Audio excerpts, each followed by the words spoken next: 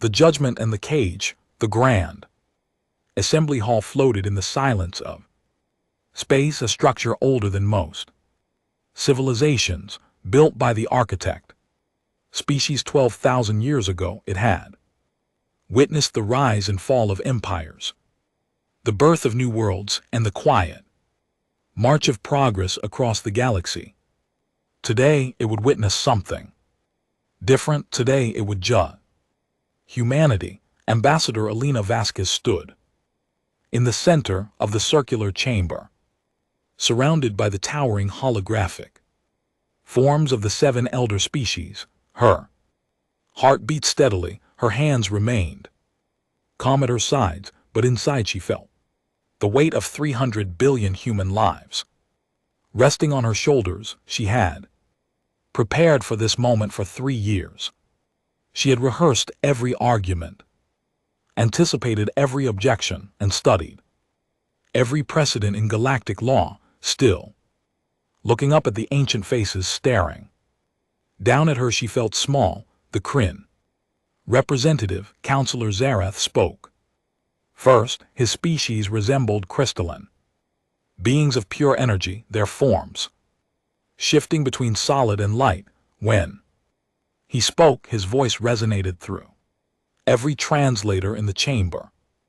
Ambassador Vasquez, humanity has been part of the United Galactic Federation for only 200 years. In that time, your species has colonized 147 star systems, built 600 orbital stations, and increased your population from 8 billion to 300 billion.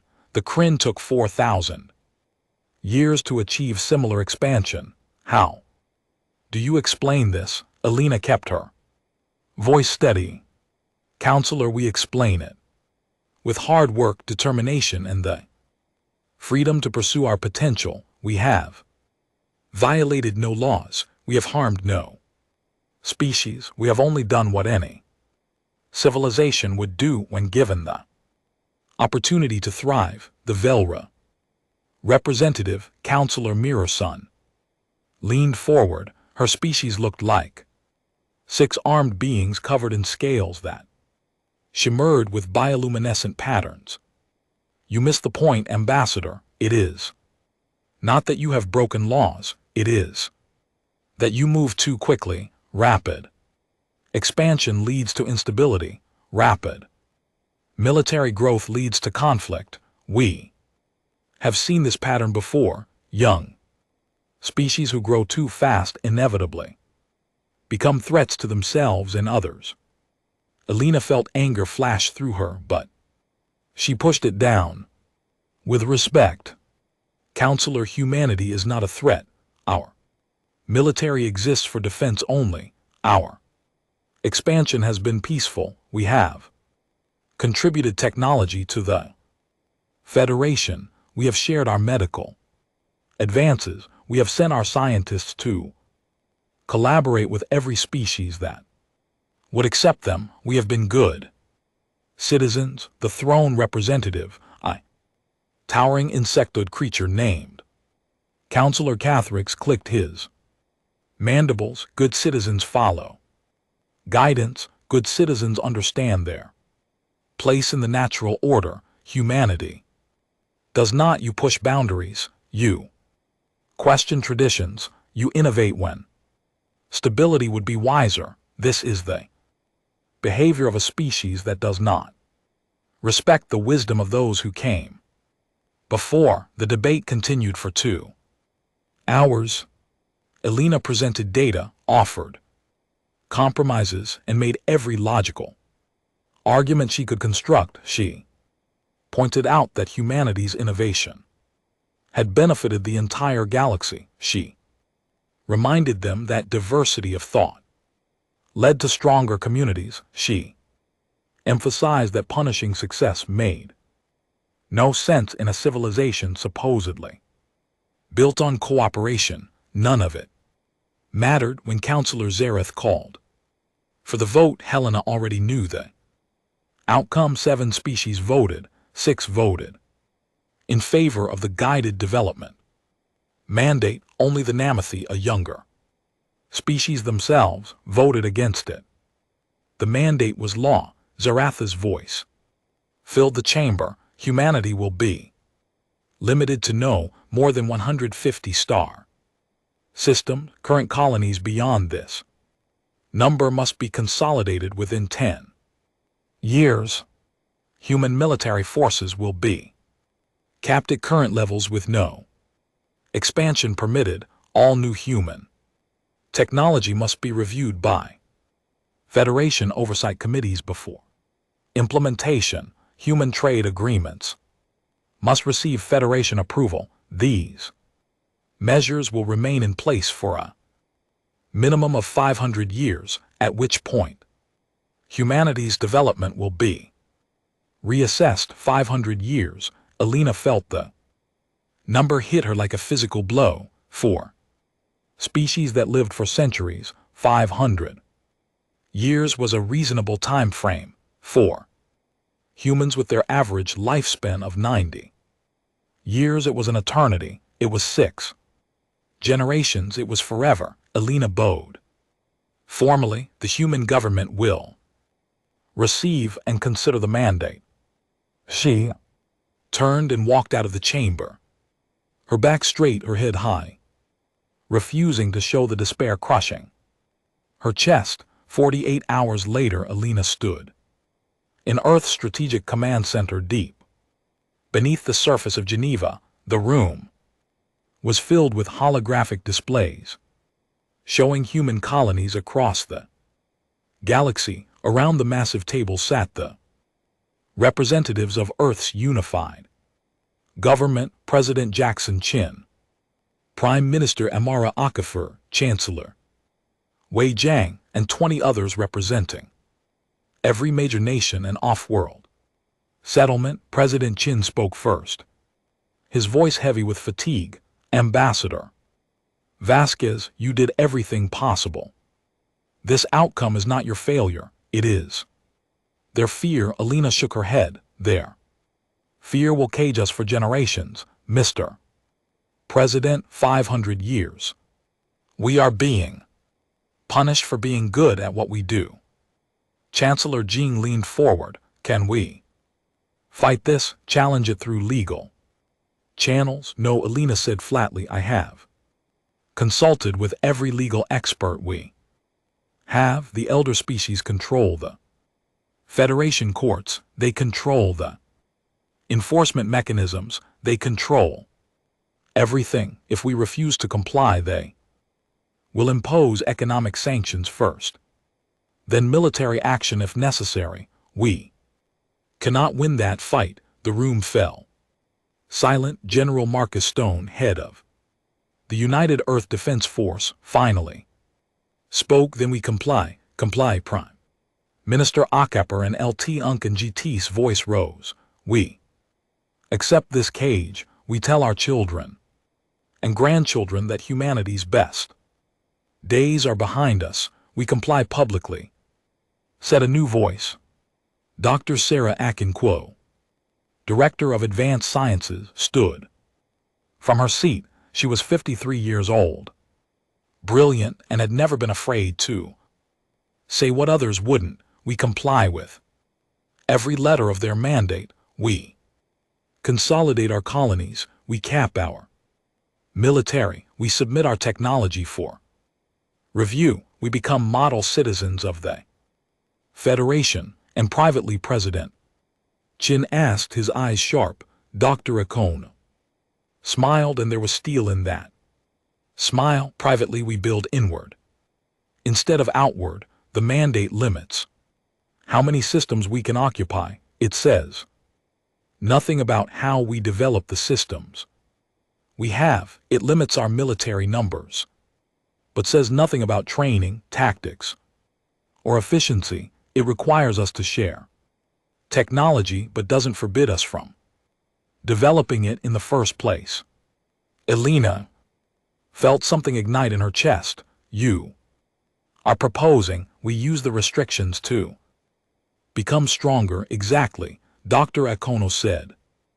They think they are teaching us our place, they are actually giving us time to become something they cannot imagine. We build better, not bigger. We innovate.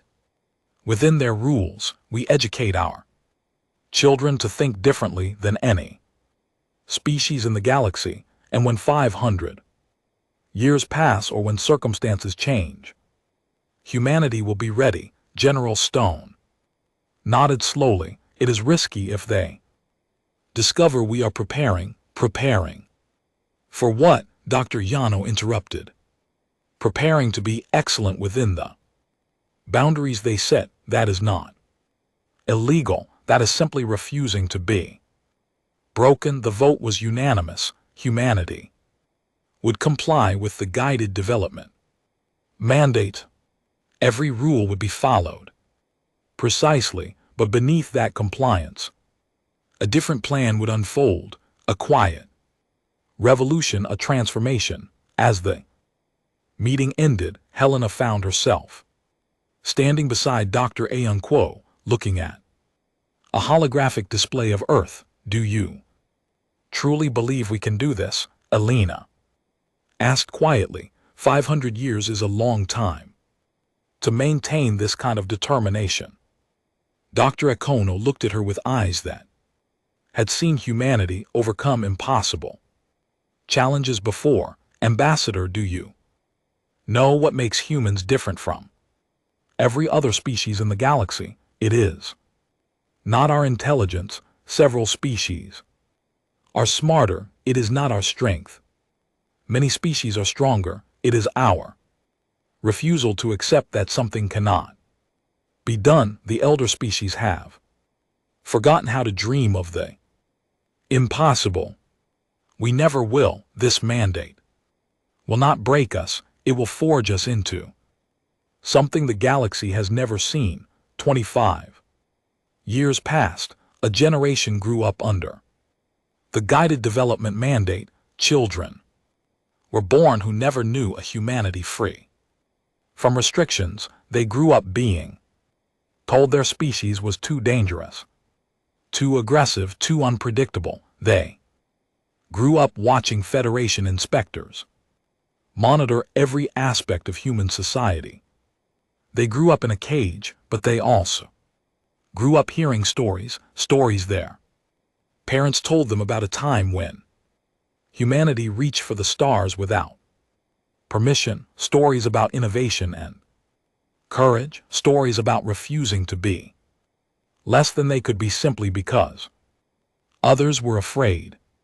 Inspector Zarth of the Kryn walked through the orbital manufacturing station above New Terra, humanity's largest remaining colony. World, his crystalline form pulsed with light as he reviewed production reports. Everything appeared compliant. Human shipyards were producing civilian vessels only. Human factories were operating within approved parameters. Human research facilities were submitting regular reports to Federation oversight committees. The humans have learned their lesson, Zareth said to his assistant, a younger Kryn named Valorous. They understand their place now. Compliance is nearly perfect. What Zareth did not see was what lay 3 levels below his inspection route. He did not see the training facilities where human soldiers practiced tactics that no elder species had ever conceived. He did not see the research labs where scientists develop technologies using principles the Federation had never explored. He did not see the schools where children learn not just Federation-approved curriculum, but also human history, philosophy, and the art of creative problem-solving. Most importantly, he did not see the fire burning in the hearts of an entire generation, a fire that had been lit by being told they were not allowed to shine. Commander Marcus Torres stood in one of those hidden training facilities, watching young recruits run through combat simulations. Marcus was 28 years Old, he had been born 3 years after the mandate was imposed.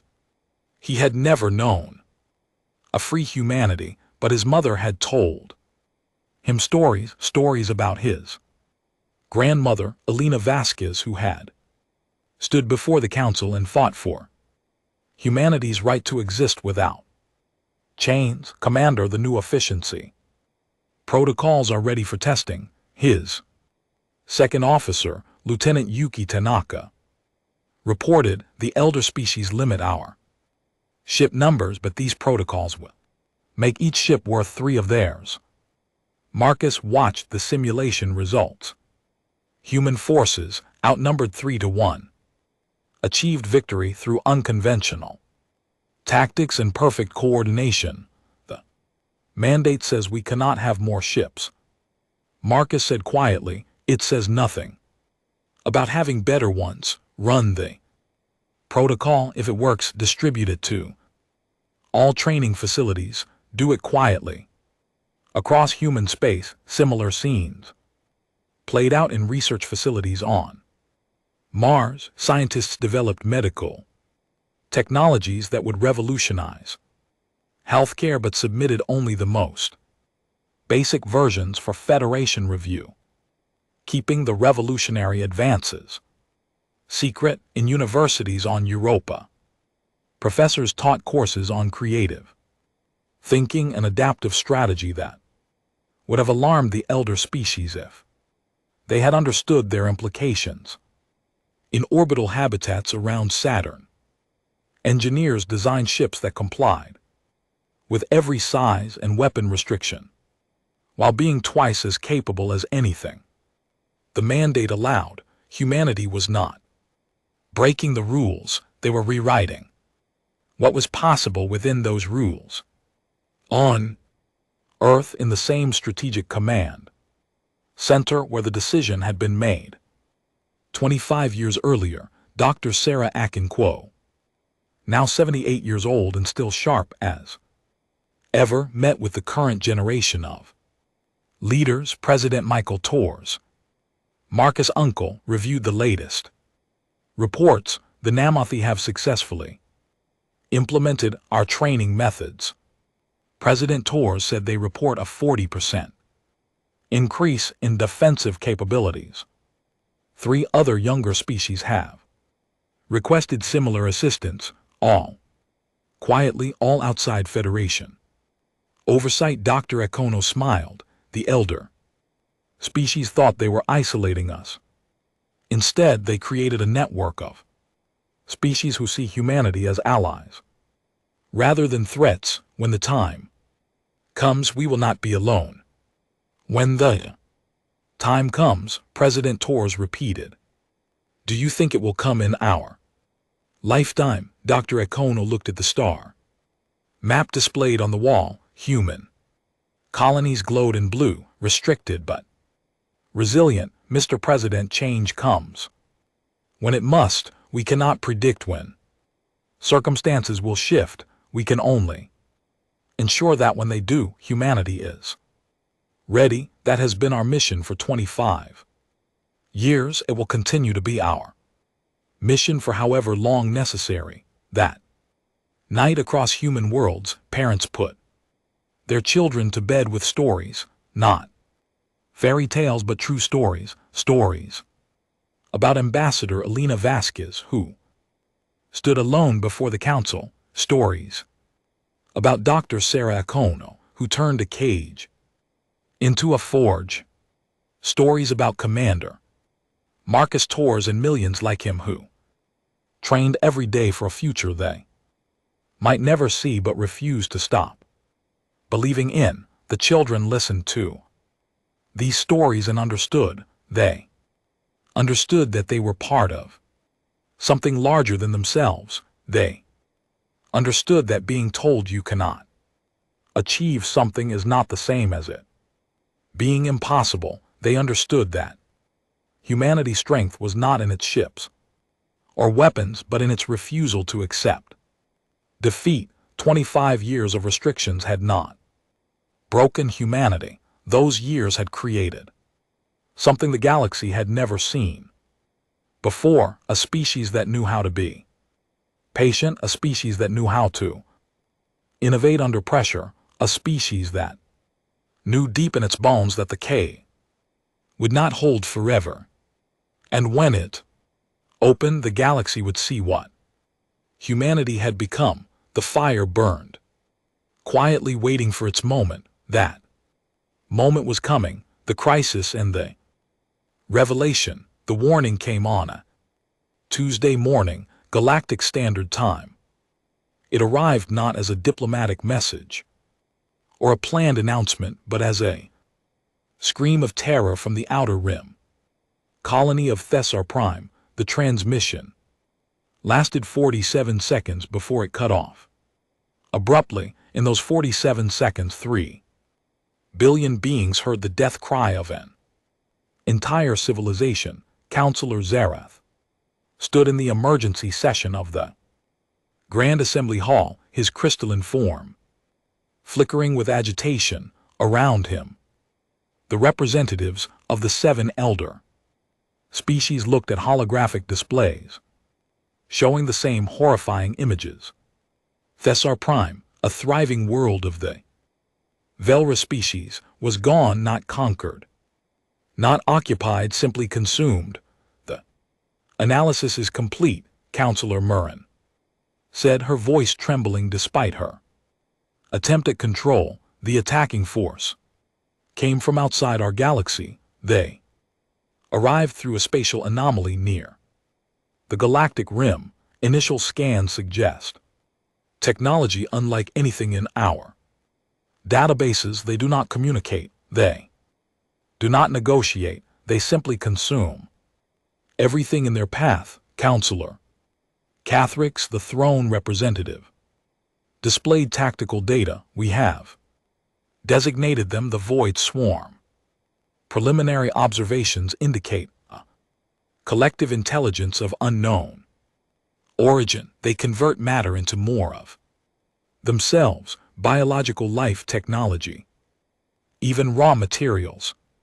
Everything is absorbed and transformed. Thessar Prime had a population of 8 billion.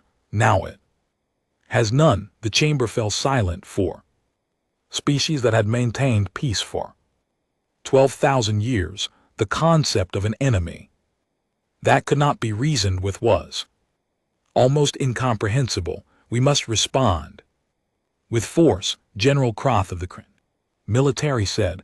Assemble the Federation Defense Fleet, deploy to the outer rim.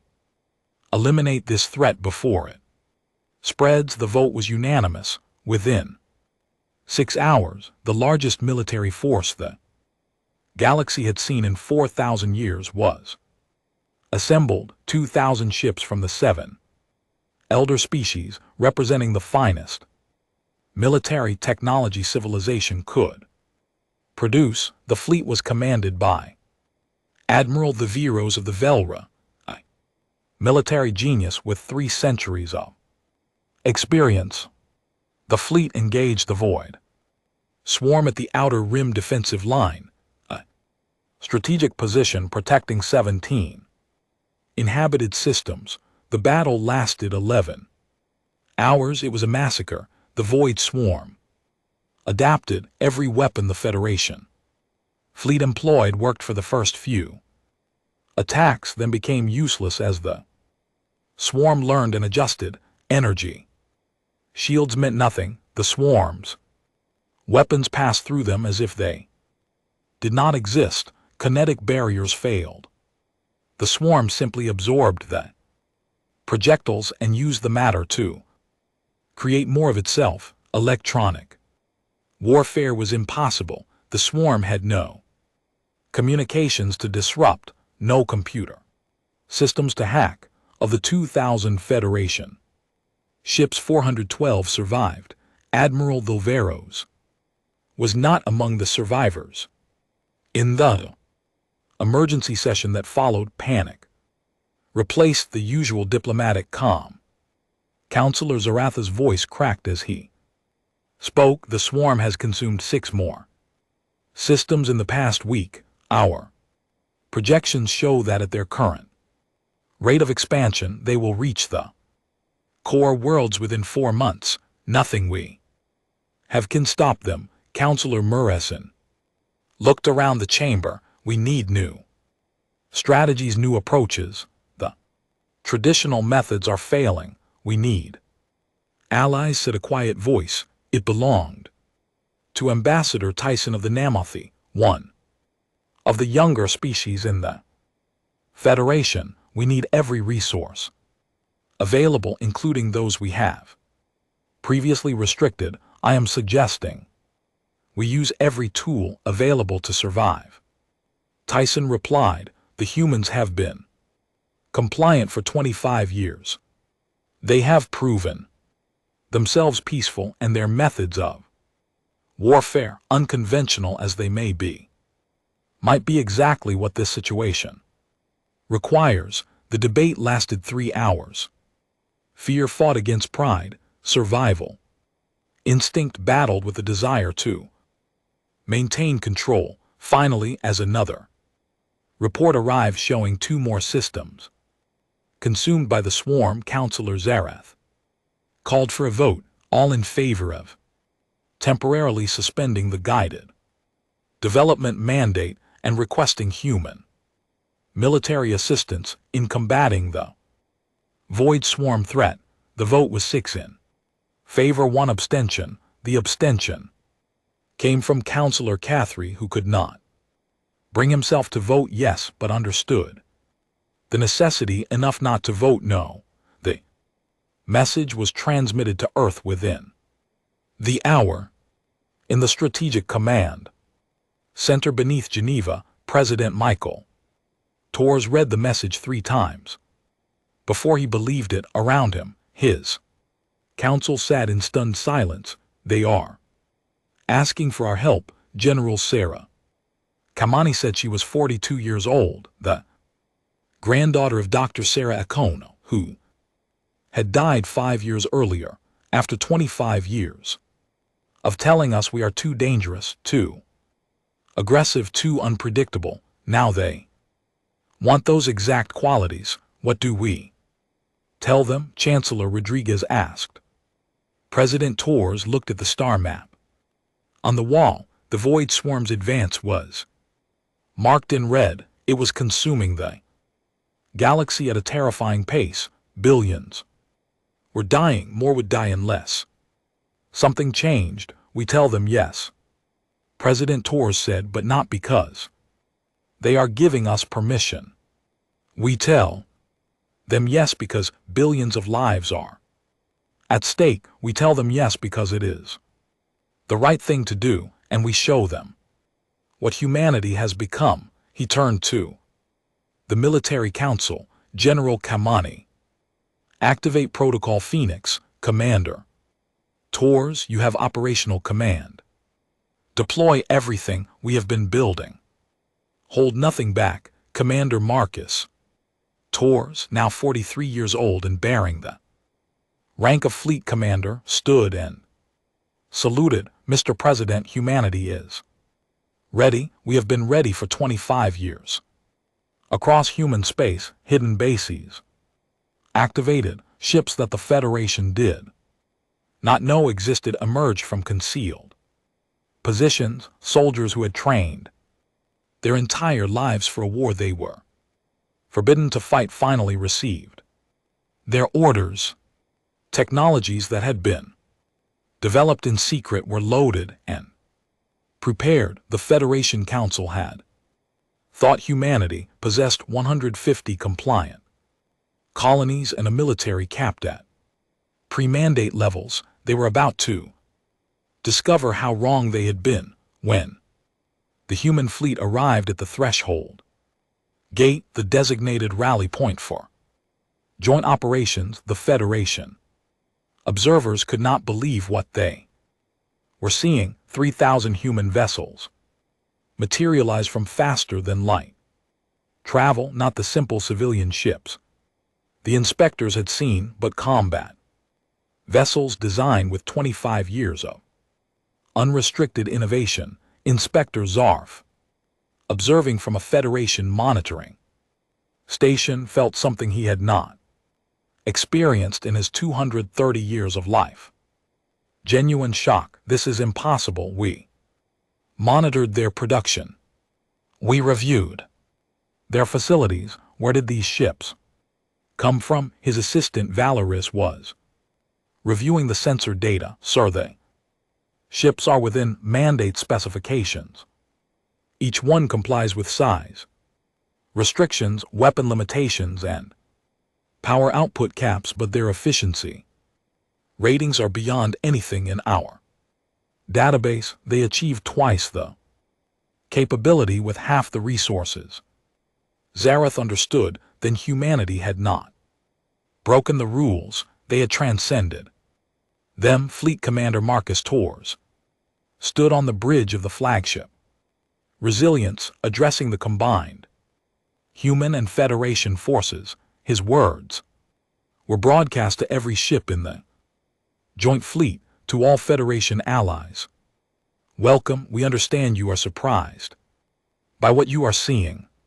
For 25 years, you believed humanity was contained, limited, controlled. You were wrong, not because we broke your laws, but because you underestimated what compliance could achieve when combined with human determination. He paused, looking at the tactical display showing the approaching Void Swarm. The enemy we face does not care about traditions. It does not respect ancient wisdom. It adapts to conventional tactics and overcomes predictable strategies. To defeat it, we must be unconventional. We must be unpredictable. We must be exactly what you feared humanity would become.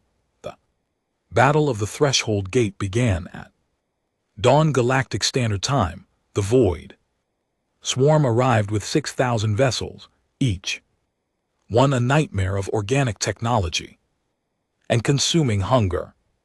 The Federation forces, even reinforced by humanity, were outnumbered 2-1. Marcus did not care about the numbers. All human vessels execute pattern chaos. He ordered. The human fleet scattered.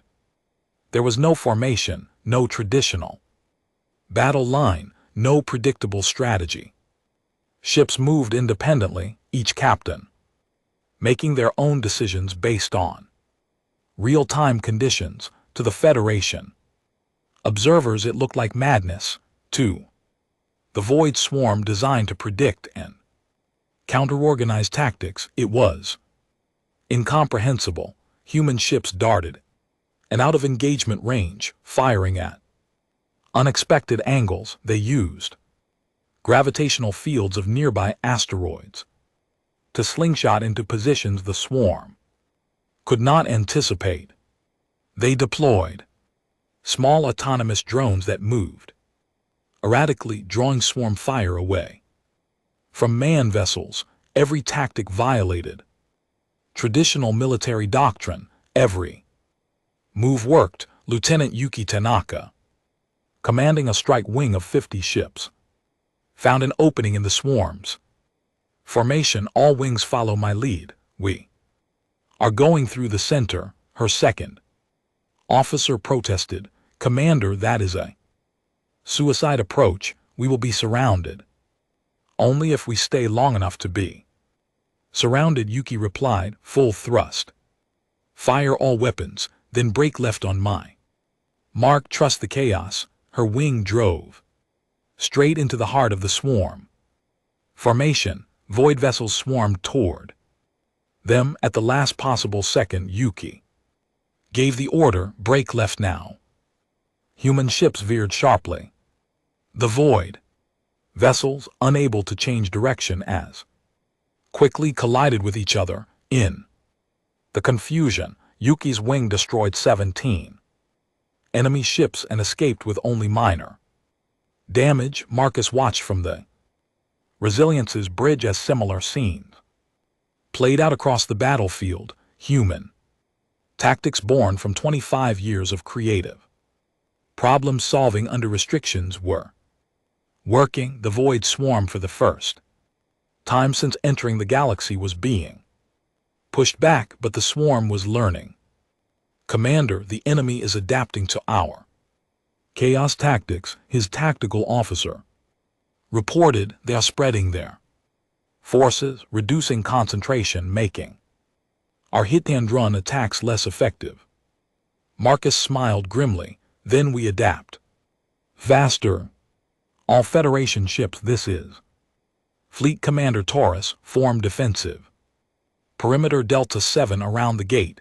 Human ships execute Protocol Phoenix Section 3. The human ships began moving in synchronized patterns, creating interference fields that disrupted the swarm's communication signals.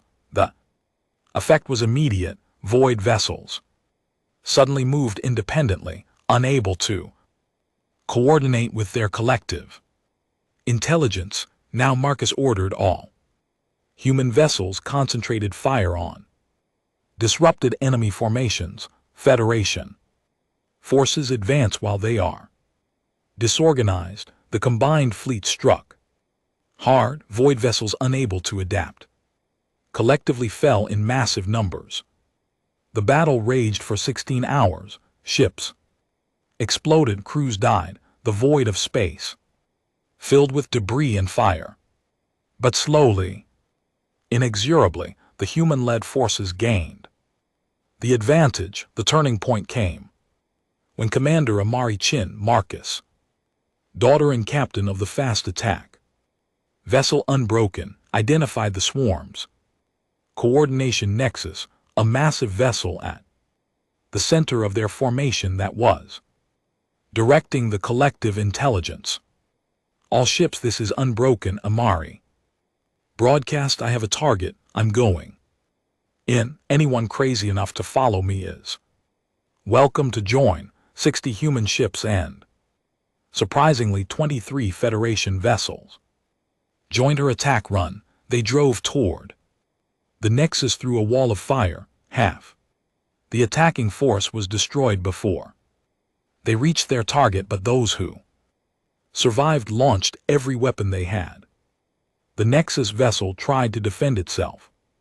It tried to adapt, but it could not adapt fast enough to the sheer unpredictability of ships whose captains were making decisions independently. Creatively, desperately, the Nexus exploded. The effect on the Void Swarm was immediate and devastating. Without central coordination, the remaining vessels became confused, ineffective. The combined fleet destroyed them methodically over the next 4 hours. When the battle ended, Marcus stood on the bridge of the Resilience, looking at the casualty reports. 12,000 human personnel had died, 800 ships were destroyed or severely damaged. The cost was enormous. But the Void Swarm had been stopped for the first time since the invasion began. The enemy had been defeated decisively. 3 days later, Marcus stood in the Grand Assembly Hall. The chamber was different now. There was no arrogance, no condescension. The elder species representatives looked at him with something between respect and unease. Counselor Zareth spoke. Fleet Commander Tors, on behalf of the United Galactic Federation, we thank humanity for its service. Your tactics and courage saved countless lives. In recognition of this, the Council has voted to make the suspension of the guided development mandate permanent. Humanity is granted full and unrestricted membership in the Federation. Marcus nodded politely. Thank you, Counselor. We appreciate the gesture. Zara seemed surprised. You appreciate the gesture? We are offering you freedom, full equality.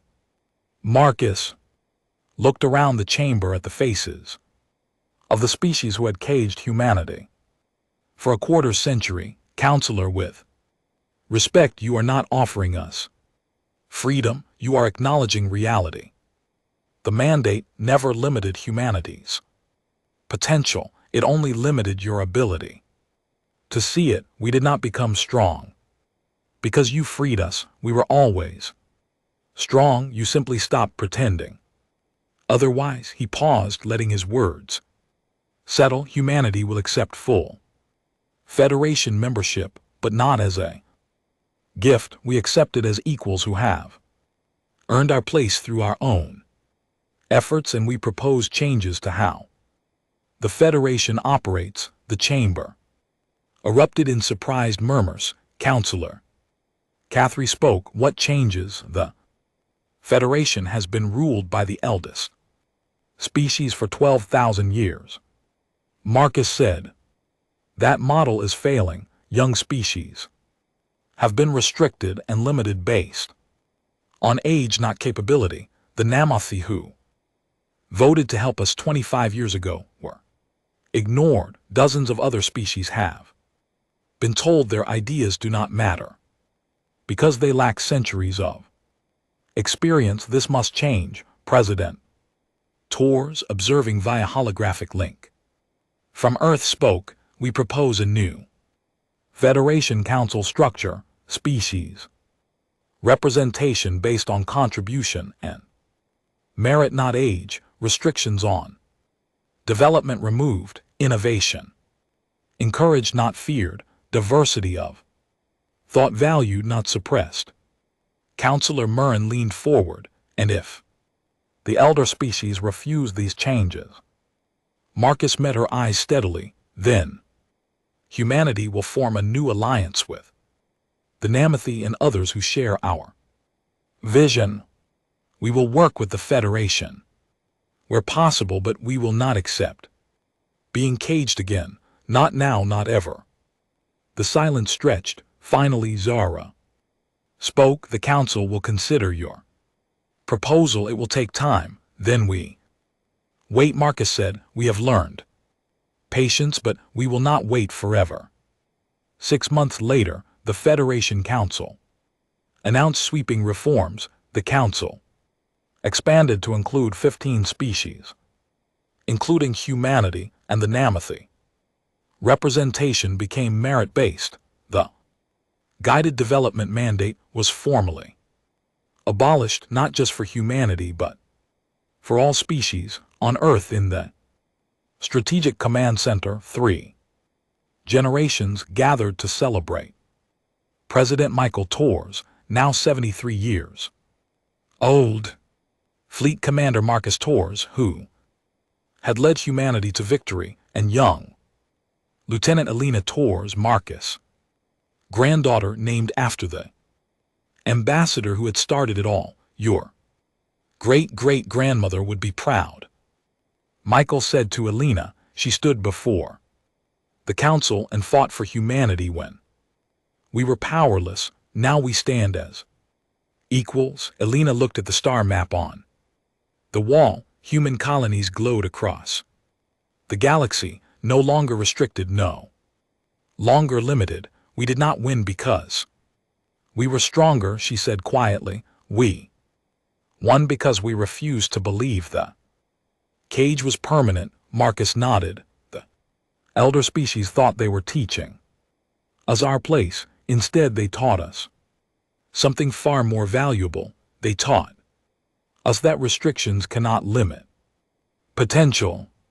They can only hide it for a while, and when it emerges stronger than before. Across human worlds, the story of the 25 years under the mandate became legend. It was taught to children not as a tale of oppression, but as a story of resilience, the story of a species that was told it could not grow and responded by growing inward instead of outward, a species that was told it was too dangerous and proved that the real danger was underestimating what determination could achieve. The Galactic Council had tried to stop humanity. They had built a cage of laws and restrictions, believing it would contain human ambition. They were wrong.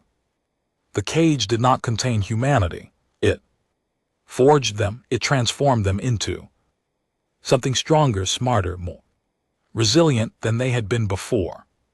And when the moment came, when the galaxy needed exactly what humanity had become, they were ready. The elder species learned a lesson that would reshape galactic civilization for millennia to come. You cannot stop a species that refuses to be stopped. You can only decide whether they will be your partners or your replacements. Humanity chose partnership, but they chose it as equals.